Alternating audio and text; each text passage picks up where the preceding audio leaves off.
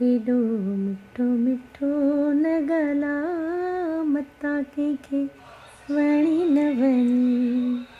अस्सलाम वालेकुम या अली मदद। आऊं आहियां सिंगर निघत नाज़ ऐं जीअं त मुंहिंजो एल्बम अची रहियो आहे SR प्रोडक्शन में 4 एल्बम 2020 जो तमामु बहितरीनु एल्बम थी रहियो आहे इंशाल्लाह।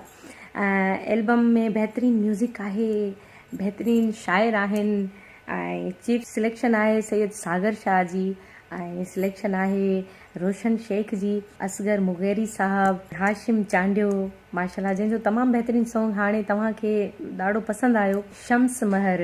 सिक तुंहिंजी लॻी आहे तमामु सुबुह शाम सॼी मां तोखे सिकां पई। तमामु बहितरीनु सॉन्ग, तव्हां इनखे बि ॾाढो पसंदि कयो।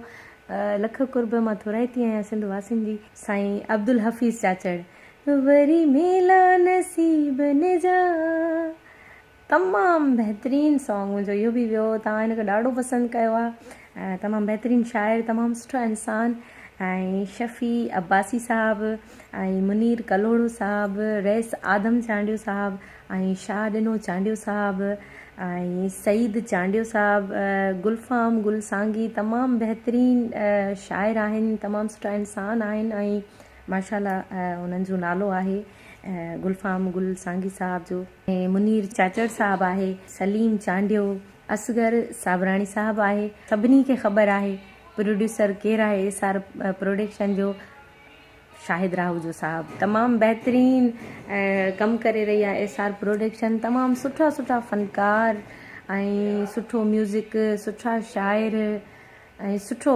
माशाल्लाह हिन वक़्तु SR प्रोडक्शन कमु करे रही आहे ऐं मूंखे त इलाही ख़ुशी थींदी आहे। मुंहिंजो ही चौथों एल्बम आहे SR प्रोडक्शन में ऐं अदा शाहिद राहूजो खे ढेर सारियूं दुआऊं आहिनि मुंहिंजूं। इंशाल्लाह तव्हांजी दुआ सां ही बि जेको मुंहिंजो एल्बम अची रहियो आहे ज़रूरु तव्हांखे पसंदि ईंदो इंशाल्लाह। मां सभिनि जी थोराइती आहियां, उन तव्हां ख़ुशि रखे। सिंध सलामत, साथ सलामत। Thank U.